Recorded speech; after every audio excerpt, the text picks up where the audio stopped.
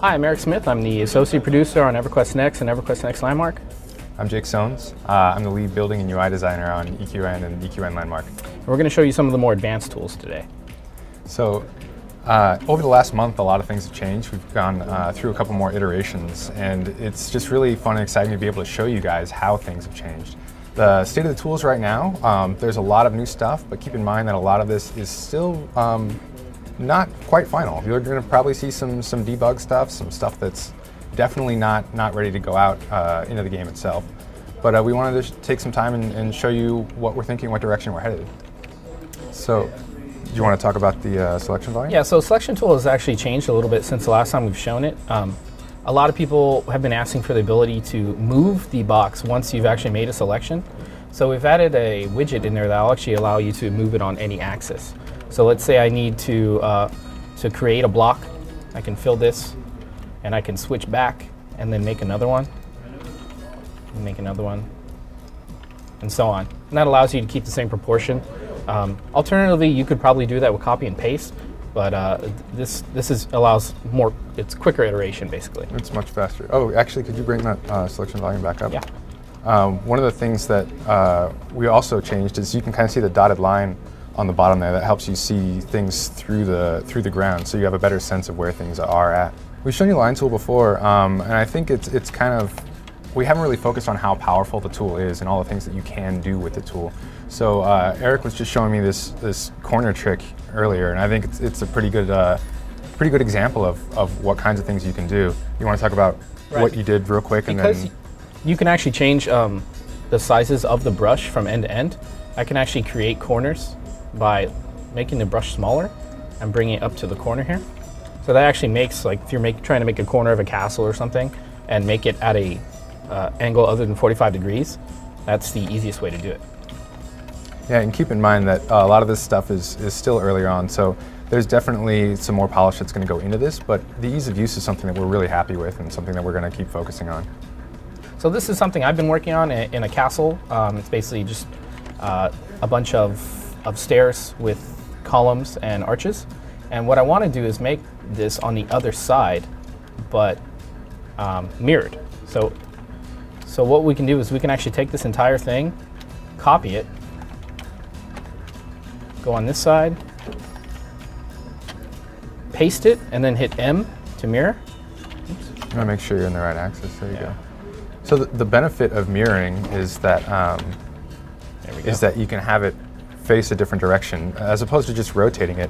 He's now got his stairs aligned on the same side, which is something he couldn't do without mirroring. It's something that people brought up in the last live stream, and we just didn't get a chance to show you. It's been in for a while, and it's a really useful feature.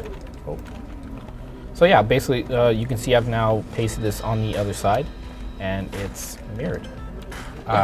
We also didn't really talk too much about grid mode before, and one of the big things that we've got in now is the ability to move on grid and stay on grid, not just for the cube tool, but also for all of our shape blocks. So you can see here I'm actually moving on, I'm on the grid, but it's on a 1x1 grid, which means you can kind of freely move the block. And if I hit G, I basically snap to a grid mode. And this is really good when, like, you're building a foundation of a house and you want everything to be perfectly symmetrical, and you can kind of see how fast I'm building. And making sure that there's no gaps between everything. Everything's very tight. And so if you'll choose like a shape block, you can see that it's really helpful to just do like the edging of this piece as well.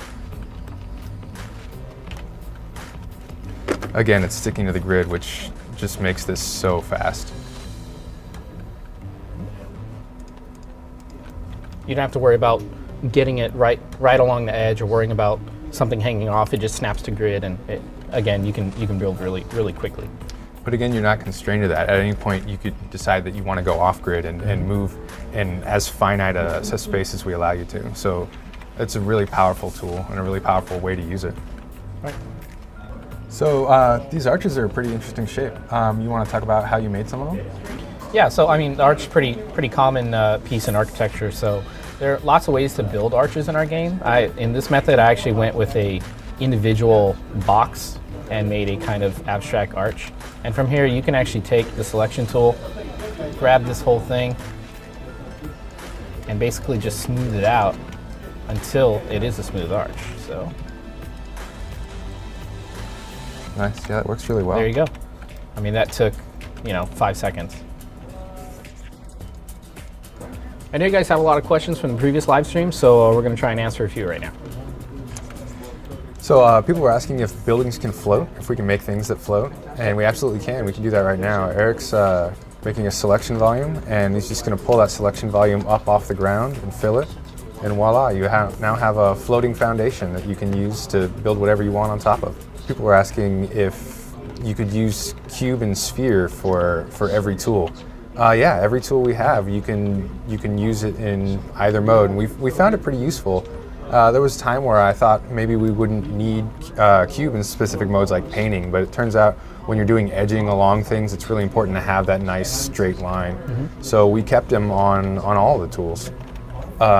Painting is actually a good segue into, people were asking if painting uses up resources. It does. It's important to keep in mind that when you're painting, you're not just putting things on top of other things, but you're actually swapping out what was there for the new material. Right. And when you remove the old material, you gain that material back and you expel the material that you are painting with.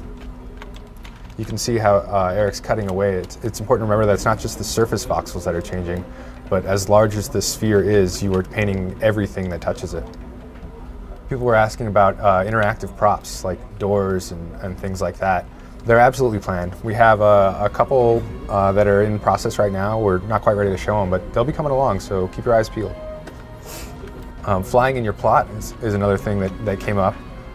Flying will be unlocked via progression in your plot only. We're not going to let people fly everywhere throughout the world. That would just be too powerful and kind of ruin the game experience. So the voxel size is another thing that people were curious about. We're still tweaking those. We've got a bunch of different zones in the game where we're trying out different sizes of not just voxels, but different sizes of brushes. Meaning, does the cube have a 1x1 or 1x1x1 voxel, a 2x2x2 voxel, or 3x3x3 voxel? And we're still playing with all those scales and trying to see what feels right. But this is where we're at right now, and we're pretty happy with it.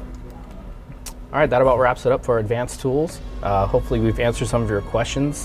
Feel free to contact us on Facebook and Twitter. We're on Reddit and the Founders Forums as well. So we're watching and we're waiting, and let us know what you think.